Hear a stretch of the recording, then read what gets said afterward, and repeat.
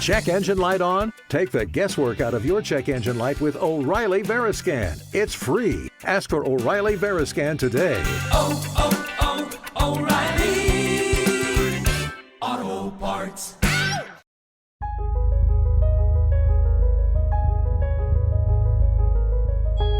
Some crimes are so heartbreaking or shocking, they change laws, change society, or even earn the label crime of the century. But the stories that made headlines in decades past aren't necessarily remembered today. I'm Amber Hunt, a journalist and author, and in each episode of this show, I'll examine a case that's maybe lesser known today, but was huge when it happened. This is Crimes of the Centuries.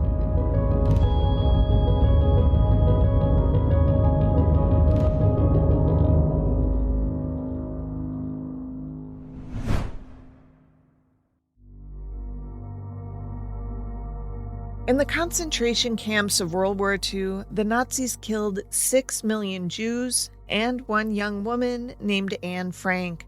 They also killed her sister, Margot, and her mother, Edith. Her father, Otto, survived.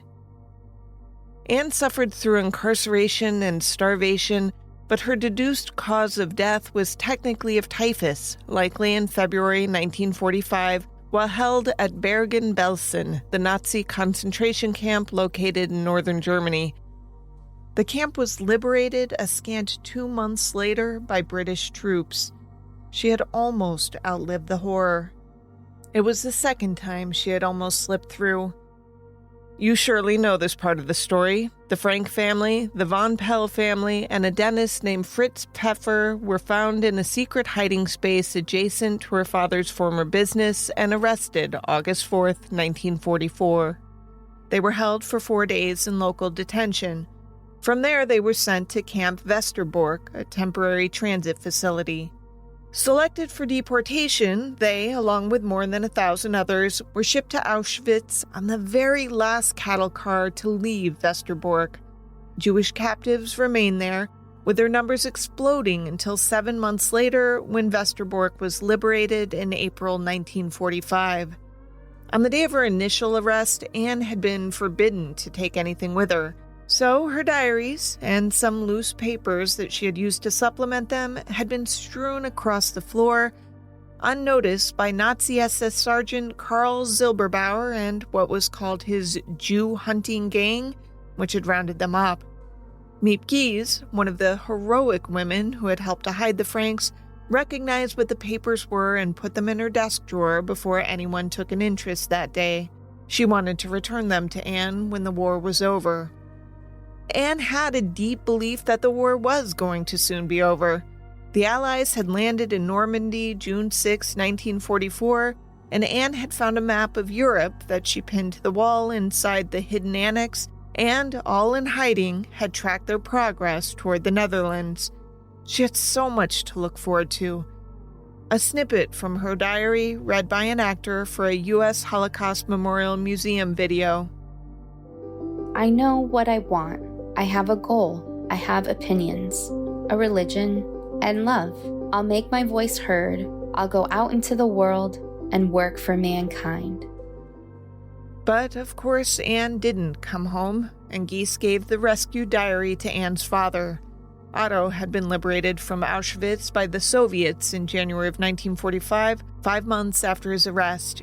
He returned to Amsterdam early that June to find that all of those who had helped his family hide had survived the war. He had similar hope for his family.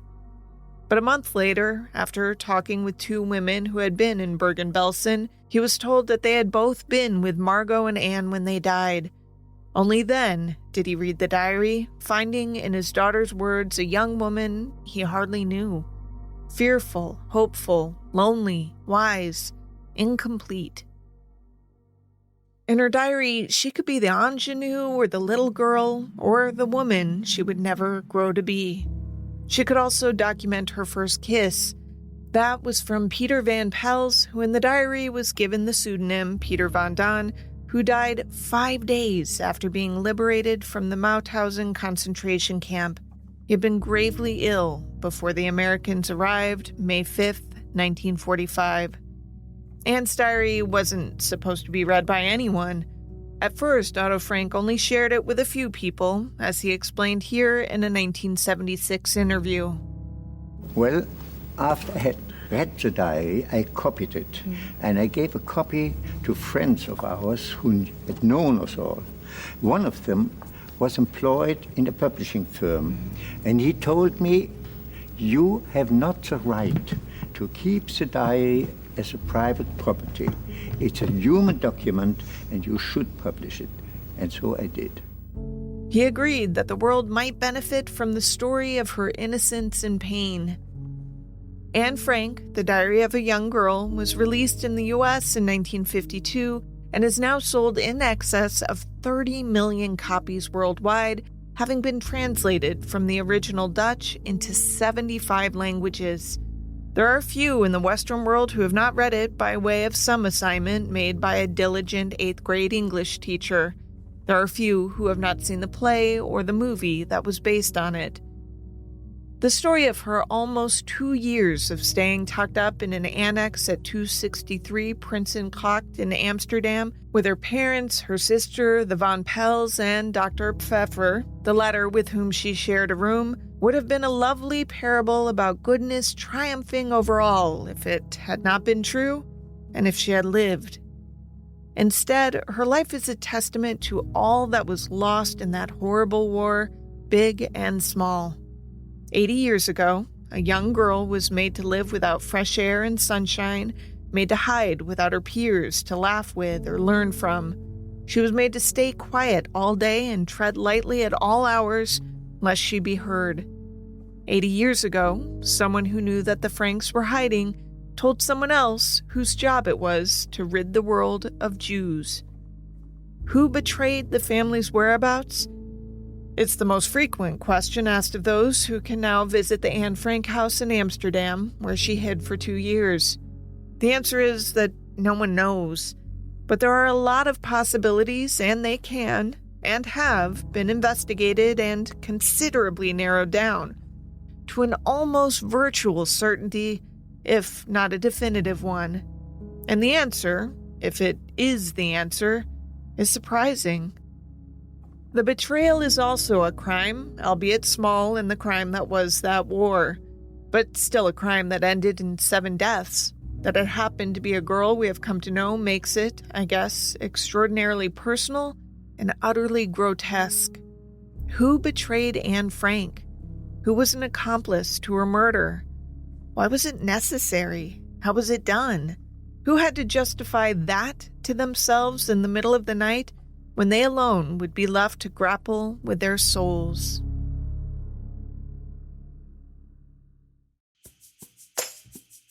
Crimes of the Centuries is sponsored by Ollie. We really don't even need ad copy written for this. Nope. Like, ever since Ollie became a sponsor, we wake up every morning and we feed Ellis and Ripley their Ollie breakfast, and what happens? They inhale that stuff. Now, to be clear, we fed them food before. We did! Every day, twice in fact, and they're big eaters, but they are voracious for the stuff. Ollie is clean, fresh nutrition for your dog. So here's how it works. You fill out Ollie's 30-second quiz, and they'll create a customized meal plan based on your pup's weight, activity level, and other health info. Ollie crunches the numbers and recommends the right recipes and daily portions for your precious pup based on hundreds of thousands of real dog results. Ollie offers 3 meal plans to choose from, so you can choose between a full fresh plan, fresh topper plan, or a mixed plan with their freshly baked recipes for your special fur baby. They also have treats and supplements. Give your pup a fresh start this new year by letting them taste test a personalized meal plan with Ollie. Head to ollie.com/COTC, tell them about your dog, and use code COTC to get 60% off your first box of meals when you subscribe today. Plus, they offer a clean bowl guarantee on the first box, so if you're not completely satisfied, you'll get your money back. That's OLLIE.com/COTC and enter code COTC to get 60% off your first box. Start your dog's new year off right with Ollie. For those who need a refresher, the Franks were a middle-class family of German Jews. Otto's family had been in the country for centuries. According to the Anne Frank Fund, a foundation created by her father after the war, Otto and his wife Edith left Germany in 1933 during the early stages of the rise of Nazism, landing in the Netherlands, a traditionally neutral country where the family began to flourish. Only 5 years later, Adolf Hitler invaded Poland and, a year after that, occupied the Netherlands. On Anne's 13th birthday, she received the diary that she would confide in almost daily. She began each entry with "Dearest Kitty," an imaginary friend who could hear her innermost feelings and never judge. It would prove to be a truthful account of the progression of the war for Jewish citizens in much of Europe. As Anne wrote in 1942, quote, "After May 1940, the good times were few and far between. First there was the war, then the capitulation, and then the arrival of the Germans, which is when the troubles started for the Jews. Our freedom was severely restricted by a series of anti-Jewish decrees. Jews were required to wear a yellow star. Jews were required to turn in their bicycles. Jews were forbidden to use trams. Jews were forbidden to ride in cars, even their own.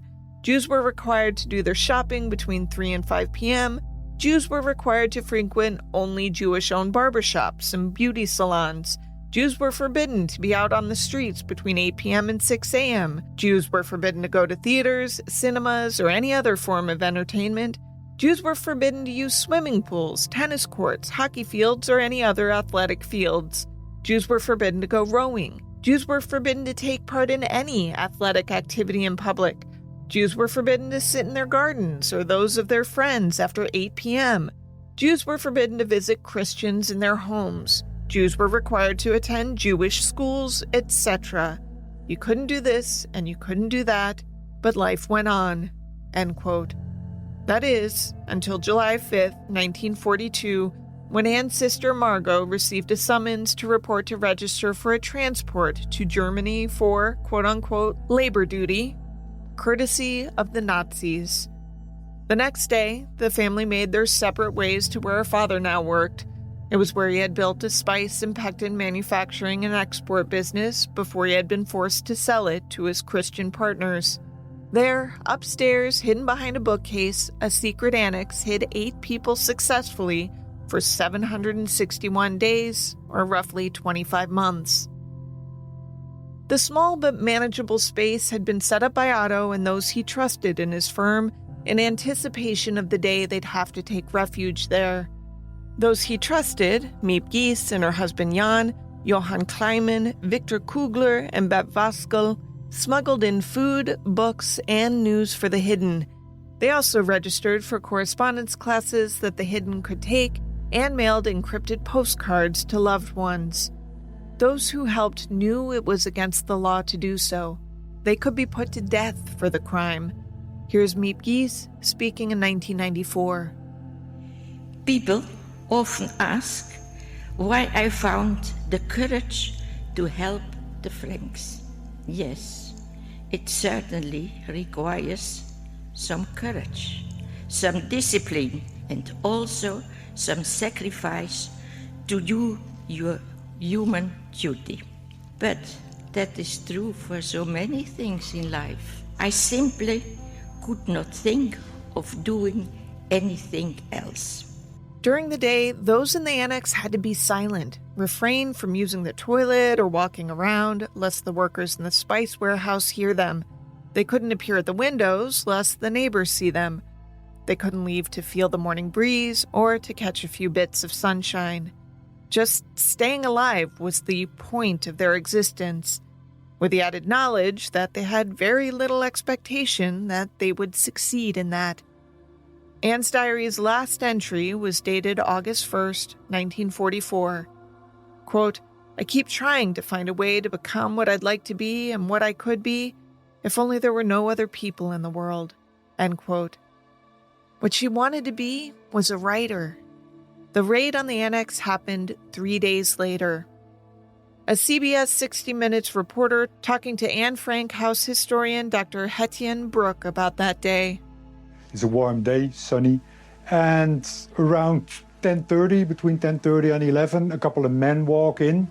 They were detectives with a Dutch police unit working with the Nazis. An SS officer named Silberbauer led the team. They demanded to be shown around the warehouse. They end up in front of the bookcase, which is hiding the entrance to the annex. And it's important, I think, to realize that two of the policemen present had been seasoned detectives, well experienced. They had been searching this type of building in the inner city of Amsterdam before. They knew there was likely something behind that bookcase. Otto Frank, the lone survivor of the 8 in hiding, never claimed to have discovered who betrayed them. Any effort by others, such as the Dutch police who tried twice to nail it down, never came to much. The many foundations set up in Anne's name and to honor her story have decided, after hearing many theories, that it's unknowable. And yet, it wasn't until 2017 when Dutch filmmaker Thijs Bayens, journalist Pieter van Twisk, distinguished former FBI investigator Vince Pankow, a group of 22 researchers, a handful of occasional psychologists, forensic experts, criminologists, and data specialists, armed with the helpful German habit of writing everything down for archival purposes, leaned hard into shoe leather and artificial intelligence to line up and evaluate every possibility. They found an enormous trove of connections and interconnections, a handful of living witnesses, and one astonishing document that worked together to eliminate most of the suspects and single out one serious, likely betrayer. The work took a great deal of time, not just because many who knew anything had died, but also because thousands of wartime documents were spread around the world, with a substantial amount held in the US, Israel, Belgium, and West Germany, as well as in the city of Amsterdam's archives. Some of the more fascinating pieces of documentation found in the National Archives in Maryland were stashes of something called the Kopgeld receipts. These were German receipts indicating payment, usually about $50 per person in today's money, for the identification of Dutch Jews in hiding. The cash inducement was attractive to those who had so little to eat and were paid only after the Jews in question had been arrested. That said, documentarian Bayens wanted to understand the whole nature of betrayal. For me, it was really important to investigate what makes us give up on each other. The area where Anne Frank lived is very normal, and it's a very warm area with the butcher and the doctor and the policeman. They worked together, they loved each other, they lived together, and suddenly people start to betray on each other. How could that happen? The investigation's complicated work, chronicled exhaustively in Rosemary Sullivan's The Betrayal of Anne Frank, came to a solid conclusion that, although they knew it would not stand up to the rigors of, say, an American courtroom, they would stake their reputations on. They had the guy and the smoking gun, means, motive, and opportunity. Crimes of Centuries is sponsored by OutSchool. This is a new sponsor for us, but it is not a new company to me. OutSchool is an online learning platform that empowers kids aged 3 to 18 to learn on their own terms with the widest variety of teachers, topics, and classes to suit any interest. You've used it before? I have. Before I even met you, I'd signed up the kiddo for a few OutSchool classes. One was Japanese greetings. Now, some people use OutSchool as a homeschooling resource. Some people use it to supplement what's being taught in their kids' classrooms if they need more help or aren't being challenged enough. Some people use it just as enrichment. That's how we used it. I would have loved this as a kid. I mean, I might still. I know, again, designed for kids ages 3 to 18, but I get it. Some of these classes sound so cool. I got an email just this week with new class listings. There was a Pete the Cat book club, a beginner's French course, a Roblox drawing club. They were illustrating avatars in that one. Whoa. There's a reason more than 1 million learners have taken classes on OutSchool. If you want to try OutSchool, you can now get up to $20 off your child's first class or tutoring session for a limited time. This exclusive discount is only available when you go to outschool.com and use code COTC at checkout. That's outschool.com and use code COTC for up to $20 off your child's first class or tutoring session on OutSchool. OutSchool. Take charge of their future. The documentarians who believed they figured out who betrayed Anne Frank and Co. in their attic annex came to their ultimate way of thinking after vetting theories about a number of suspects. Author Sullivan explains, each of the suspects they came up with, 30 at the beginning, which they narrowed down to about 12, which they narrowed to 4. Departing a bit from the norm, I think we'll just take the possibilities one at a time, bearing in mind that a 5-year investigation of a 75-year-old cold case takes investigators down multiple roads, all of which I can't enumerate here. Believe me when I say many, including one that held on the day of the Franks' arrest. Police weren't even looking for Jews in hiding, but for food coupons and fraud associated with it, were also looked into and ultimately discarded. In The Betrayal of Anne Frank, Sullivan wrote, quote, when Otto Frank returned from Auschwitz, he was not seeking revenge for the crimes committed against him and his family. He was looking for accountability. It was almost as if he believed that justice could be restored. By November 1945, he had tracked down 2 of the Dutch policemen who'd been part of the raid team sent to the annex, hoping to find out who had betrayed him and his family. And he looked for Tommy Ahlers, end quote. So did the team. They found that, early on, Frank believed that a disgruntled former employee named Job Johnson had been responsible. Frank had spoken to Johnson in early 1941, a chance encounter in the street between the 2 alienated men, and, making small talk, Frank had suggested that the German cause was having a few troubles. That was enough for Johnson to write a letter to Nazi authorities in town who considered such talk to be treasonous. That letter, implicating Frank as a traitor, was intercepted by Ahlers, a mutual friend, and shown to Otto. The cold case guys, who had also heard a rumor that Johnson had given up his 2 sons who worked for the resistance to the Nazis, found this potentially related and equally damning. That lead, however, proved false, as the betrayer of the 2 Johnson boys turned out to be a postman on their block. Job Johnson wasn't vindicated, but he was found to not have nearly enough clout to make the direct call to Nazi headhunter Lieutenant Julius Detman, the anonymous call that initiated the search of the annex and the subsequent arrests. But wait, why is Otto looking for Ahlers again?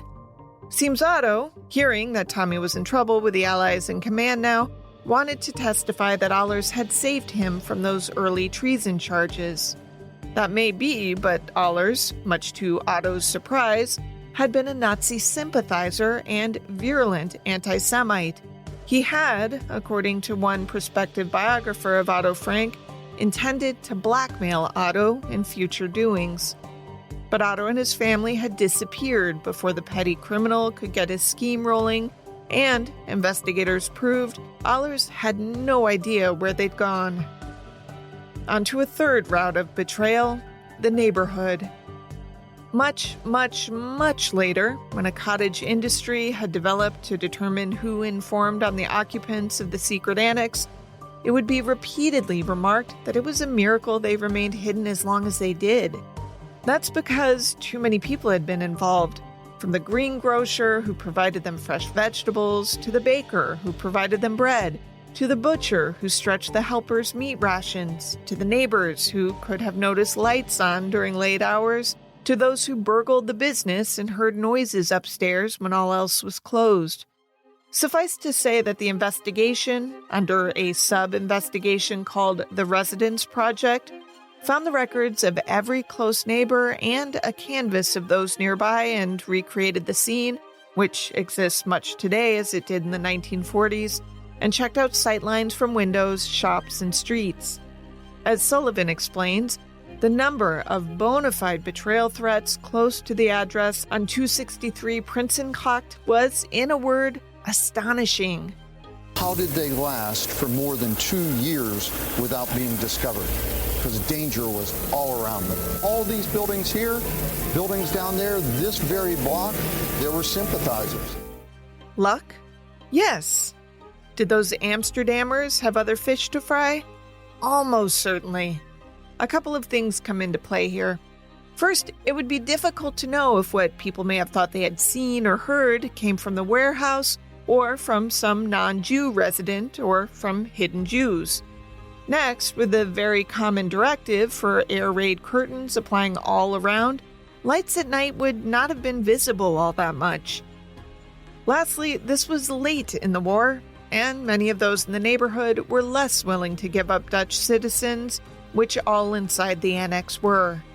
In the end, all leads seemed to dwindle away to nothing under the constant cross-checking of data via AI instruction that sorted non-stop for months and months through millions of documents held by the city, the Nazis, the Dutch police, the Allied forces, and the resistance. Okay, so not the random neighbors. How about the infamous V-Frau named Ans van Dijk, who lived at times doors away from the Frank hideout? I know you're thinking, what the hell is V-Frau? A red V on Dutch Nazi propaganda material was the symbol used through the war. When it was over, more than 300,000 Dutch were suspected of Nazi collaboration and investigated for their crimes against the Jews and the nation. The Netherlands, which was considered neutral in the war, seriously frowned on those who joined the German army or who tried to thwart the resistance. Many were arrested and later executed.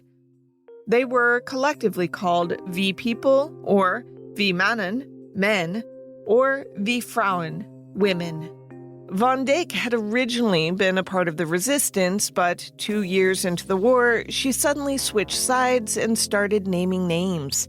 And she named a lot. One of her frequent deceptions was to charade as a fellow recently captured Jew waiting transport to camps and, bemoaning her fate, tried to get others to share information about where more Jews were hidden. As part of her travels through the Netherlands, she frequently carried spices to and from Amsterdam, indicating that she could have had regular contact with Otto's company. Ans van Dijk was indeed determined to have lived occasionally and worked in the annex neighborhood. She is known to have betrayed more than 200 people in hiding there and elsewhere. But here's the hitch. She and her team of activist Nazis were found to have already left Amsterdam by August 1944. And if she had told of the Frank situation, it would have been acted upon quickly. That is, much earlier in the year. So odds are, it wasn't her. A small addendum here. In 1948, Van Dijk became the only woman to have been executed in the Netherlands for her betrayal of her country.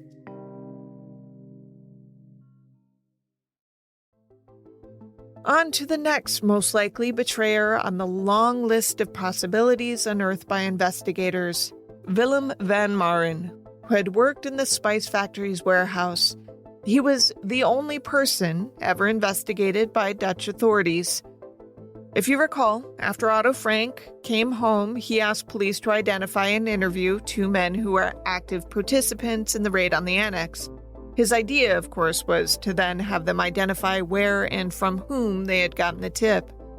The investigation at the time included testimony from 14 of those closest to Otto, but did not include Van Maren because Otto didn't even know him.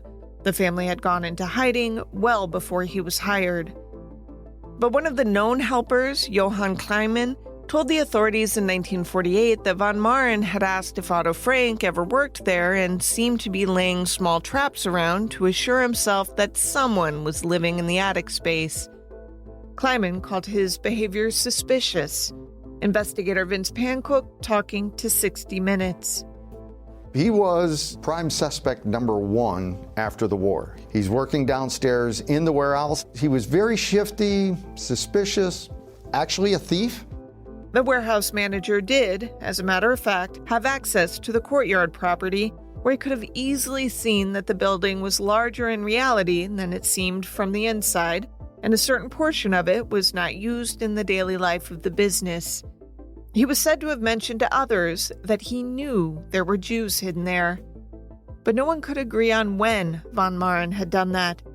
2 separate witnesses said he told them what he knew, but later, the date of when he made the statement seemed to postdate the raid. So much talk and so little clarity. The case against Van Maren was dismissed, only to be brought up again in 1963. Now pause a minute to tell you something you probably have already figured out. Amsterdam was a small town full of people who knew each other and spoke to each other daily. The array of political opinions and participation during the war was vast. those who hid people lived next door to collaborators. By 1944, no one said much to each other just in case. Those who might have heard something also sometimes chose to look the other way. Still, everybody was hungry and poor and tired and scared and looking for some way to live through this whole ordeal. So, there were ordinary people who talked to the Nazi overlords, and a lot called the police to report things for money or a favor, or just a free ticket out of some trouble to come. And because those they told were German, everything reported was written down and kept. It was all there to be analyzed again during the fresh investigation of the matter in 1963, and then again between 2017 and 2022. That second probe by Dutch police seemed to be deeper, but just as futile. It was based on a remark made by Lieutenant Zillerbauer, who said he remembered that when the raid occurred, von Maren was asked, "Where are the Jews?" The warehouse manager was alleged then to have pointed Zillerbauer and his team to the stairs, which led to the bookcase. Others present that day refuted that version of events. Chalk that one up to inconclusive. On 60 Minutes, Vince Pancook was grilled about why he had nixed von Maren from the list of suspects. He was very shifty, suspicious, actually a thief. Seems like shifty, suspicious thief, and yet you eliminated him as a suspect. Not a betrayer, though. He was not anti-Semitic. He had incentive not to betray them, because if he did, he would have lost his job. The business would have been closed. What specifically are you looking for when you're considering suspects? We're looking at, did they have the knowledge? We look at their motive. What would the motive be? Were they anti-Semitic? Were they trying to do this for money? And then opportunity. Were they even in town? Which brings us to Nellie Voskuhl, a sister of insider Bep Voskuhl, who was a dear friend to Anne, from a documentary by the People Profiles. Bep Voskuhl's father had been let in on the secret of the family's whereabouts as the warehouse foreman, but none of the others knew that the Franks were living just above them. Nellie was enamored of the occupying German soldiers whom she could carouse with. This led her to working for the Nazis as a secretary and moving around Europe at their behest. It's easy to see how she could have been the one who set the dogs on the Franks. But here's where it gets weird. In Anne's diary, there was a reference to a person she identified as MK. Anne wrote that this person was scared now that the Allies were bombing the region she was in. That would fit with Nellie's situation at the time of the diary item, May 6, 1944. This diary entry was excised from a revised version in later printings. For the record, Nellie had not remained in the Netherlands after the war and managed to elude a lot of questions. Editors, by the way, had also excised 2 more diary entries. The 2017 investigative unit had to find out who asked for the deletions and why. Joop van Veck was Bep Voskuhl's son and Nellie Voskuhl's nephew. In his book, Anne Frank, The Untold Story, he writes that his aunt returned to Amsterdam months before the family acknowledged her return. That is, she was there in 1943. Further, he writes that the family's relationship with his Aunt Nellie strongly deteriorated during that time, with his grandfather physically beating her. It is during this time that the anonymous phone call was made to the Gestapo about the secret annex. The caller, as has long been established, sounded like a young woman. Bep Voskuhl had been a true friend to the Franks and had done a great deal to keep them alive for those 25 months. According to her son, it was Otto who asked that Anne's inclusion of information about his aunt's collaboration be removed from the diary. He wrote, quote, "Otto Frank might have done this out of loyalty to my mother," end quote. The cold case investigators talked to Van Veck, who remarked about how in 1996 he mentioned to his Aunt Nellie something about Anne Frank in passing, and she promptly fainted dead away. The investigative team, with all the tech tools at their disposal, was painstakingly going over age-old reports by hand when FBIer Pancook was suddenly struck by a realization. That was that sometime between the early von Maren probe in 1948 and the latter one in 1963, Otto Frank had grown less interested in finding out who had betrayed the annex. Why, he wondered. What happened to change the case? Did Otto know something? In early 1963, Otto Frank had mentioned to a Dutch investigator something about a note about a potential betrayer. He said he'd made a copy of it and given the original to the Anne Frank House archives. Found again, it read simply, quote, "Your hideout in Amsterdam was reported at the time to Jewish immigration in Amsterdam by A. Vandenberg. At the JA was a whole list of addresses he submitted," end quote. What? Who is this A. Vandenberg, and why and how could he be implicated in the betrayal? For starters, he was a well-respected Dutch Jew and notary who had been on the city's Jewish council, something the Nazis created in 1941 to mollify and control the Jewish population there. This was not unique. It was done in dozens of cities across Europe. Most interestingly, the council was forced to create its own newspaper so that Jewish directives could be printed there, out of the daily gaze of the non-Jewish Dutch who could have rebelled against such strictures. The council was designed to look as if it was mitigating harm when it was merely measuring it out in portions. Those on the council were later said to have believed they could gain some influence with the occupying force. This meant that prominent Jews agreed to serve on it. But by 1942, Vandenberg had begun an effort to have his family put under Kalmir status. That is, according to the Germans, who had strict guidelines about what amount of Jewish blood a person could have to be classified as a non-Jew, Vandenberg was fudging family ancestry records so his family could be declared German citizens and undeportable. He also seemed to have hidden one of his own twin daughters from the Nazis while he was busy trying to keep them safe with administrative paperwork. Still, this effort took time, and time was running out. It appears as if Otto Frank knew Arthur Vandenberg, if only slightly, and that the latter had no quarrel with the former. But twists and turns in either man's fortune in 1943 and 44 seemed to conspire against them both. But why would Vandenberg give up the Frank family? Well, maybe he didn't. At some point, it dawned on the investigative team, as it probably had on Otto, that the note that implicated Vandenberg was specific. It was a list of addresses. It is possible, probable even, that the notary didn't have a clue who was hidden at 263 Prinsengracht, that he was in deep trouble with the Nazis for his deceptive attempt at getting Kalmir status, that every other Jewish council member had long been deported to the camps, and he and his family were next. Proof of the exchange of a list for lives? A fine-tooth combing of records of every internee at the Nazi concentration camps did not turn up the names of Vandenberg or his family members. He must have bought them their safety. And maybe this was somehow okay with Otto Frank? He knew about hard choices. It's also possible that fingering a Jew for the betrayal was simply playing into the hands of the anti-Semites, that it was some kind of German victory that the Jews turned on one another. But he only spoke about it once, and, at that time, he was barely heard.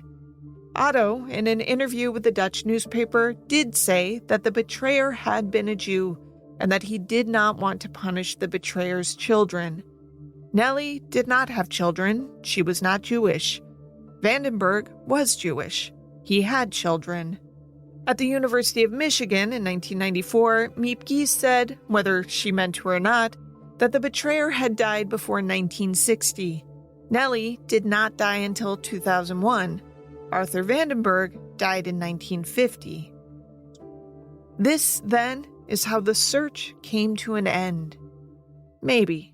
In response to the documentarians landing on Arthur Vandenberg as the likely betrayer of their namesake, the Anne Frank House issued this statement in response. Quote, research into the arrest of Anne Frank continues to be of great importance. It offers insights into the actions, choices, and motives of people under extreme circumstances. At the same time, it has to be said that key pieces of the puzzle concerning crucial aspects of the conclusions are missing from the cold case investigation. This means that the conclusions go too far. You must not mark someone down in history as the betrayer of Anne Frank if you do not have conclusive evidence for this. More research is needed, end quote. The cold case investigation and the book that put forth its conclusion was not without controversy and complaint about the approbation of the story. Rosemary Sullivan, responding to the critics on the CGN Daily with Ellen Besner. I really do believe that Vince and Peter and Tice and all the people involved, they were hoping that the betrayer would be Tony Allers or one of the fascists or whatever. The last thing they wanted was that it would be a Jewish notary, and really, really insist that Vandenberg is as much a victim of the Nazis as other people. The only thing that makes me think they were right is that there is every indication that, once liberated, Otto Frank wasted no time in trying to find out who betrayed the annex and his family and friends. Then, suddenly, he more or less dropped it. It's equally interesting to me that Miep Gies likely knew and never revealed as much. Maybe she figured it wasn't her place. Vandenberg died at about the same time that Otto ceased looking. Maybe he didn't want to implicate another Jewish man whose only desire, really, was to save his own family. These were not times for people to stand on firm principle if their children were at stake. To try to wrestle with such moral ambiguity is crazy-making. Hard choices were the order of the day. Is it admirable? No. Understandable? Yeah, of course. Anne Frank was not forced into Auschwitz, then shipped to Bergen-Belsen because one man made a list. Despite all that work to find out who betrayed her, she was killed by order of Adolf Hitler and carried out by those who pledged their loyalty to him. She was killed by those who allowed him to come to power and those who looked the other way when he did. It will never be anybody else's fault. In researching this piece, journalist Amy Wilson read The Betrayal of Anne Frank, a cold case investigation by Rosemary Sullivan, Anne Frank, The Diary of a Young Girl, edited by Otto M. Frank and Miriam Pressler, and After the Annex, Anne Frank, Auschwitz, and Beyond. She watched a wide range of documentaries about Anne and the Annex, including a 60-minute segment of the cold case investigation that laid blame at Vandenberg's door. Crimes of the Centuries is available early and ad-free through Grab Bag Collab. Join us at patreon.com/GrabBagCollab to hear not just exclusive content related to this show, but to also get access to several other shows on our profit-sharing network. Unless noted in the citations, this show was researched and written by me, Amber Hunt, and produced by Amanda Rossman and Henry Lavoie. Original music is by Bruce Hunt, Andrew Higley, and occasionally by my son, Hunt Van Benscoten. Other music comes from Soundstripe and Epidemic Sound. If you like the show, help us out by rating and reviewing us on Apple Podcasts. For more information or to recommend a case, go to centuriespod.com.